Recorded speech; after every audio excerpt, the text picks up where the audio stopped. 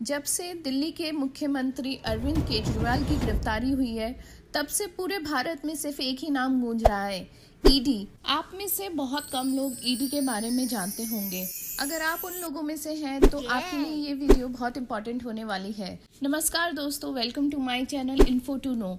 दोस्तों, आज की वीडियो में हम जानेंगे ईडी क्या है और ये किस तरीके से काम करती है, और जानेंगे आखिर ईडी से बड़े बड़े राजनेता, बड़े बड़े फिल्म स्टार्स क्यों डरते हैं। आज से कुछ साल पहले तक ईडी के बारे में कोई नहीं जानता था, लेकिन अब सीबीआई से ज्यादा हर तरफ ईडी का शोर रहता है।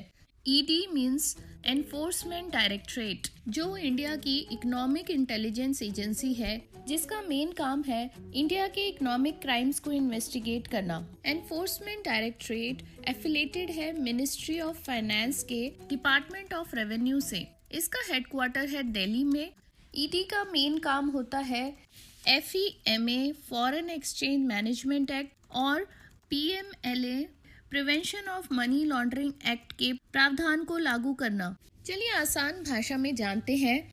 ईडी इन्वेस्टिगेटिंग एजेंसी है जो इन्वेस्टिगेट करती है दो अहम मुद्दों के खिलाफ। पहला, मनी लॉन्ड्रिंग में जो ब्लैक मनी होता है वो इलीगल तरीकों से फॉरेन में भेजा जाता है और उसके छोटे छोटे टुकड़े कर शेल कंपनीज में बांट दिया जाता है और इन्वेस्टमेंट के रूप में इंडिया में वापस लाया जाता है।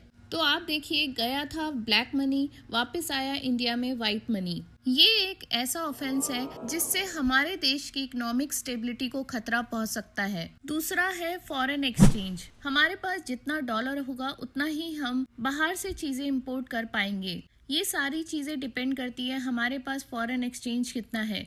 चलिए ईडी की हिस्ट्री के बारे में जानते हैं।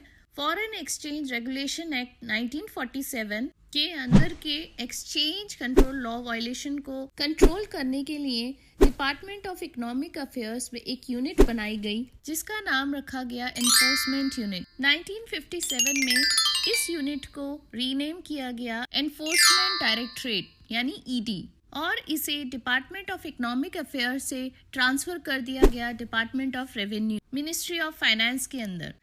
आइए देखते हैं ईडी की पावर्स क्या हैं। फेमा एक्ट के अंदर एनफोर्समेंट डायरेक्टरेट के पास पावर है, जो भी अमाउंट इन्वॉल्व है, जितना भी घपले वाला अमाउंट है, ईडी उससे 3 times amount as a penalty impose कर सकता है।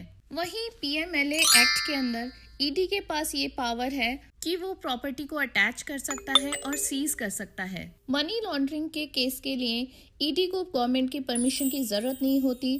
PMLA एक्ट के अकॉर्डिंग ईडी को यह अधिकार मिला हुआ है कि वह बिना किसी वारंट के आरोपी के परिसर की तलाशी ले सकता है और उसे गिरफ्तार भी कर सकता है। ऐसी गिरफ्तारी में बेल मिलना बहुत मुश्किल होता है। जमानत के लिए 2 शर्तें रखी गई हैं। पहला, अगर कोर्ट पूरी तरह संतुष्ट हो जाए कि अपराधी संबंधित अपराध का दोषी नहीं है, और दूसरा, उसके जमानत पे रहते हुए कोई अपराध करने की संभावना नहीं है।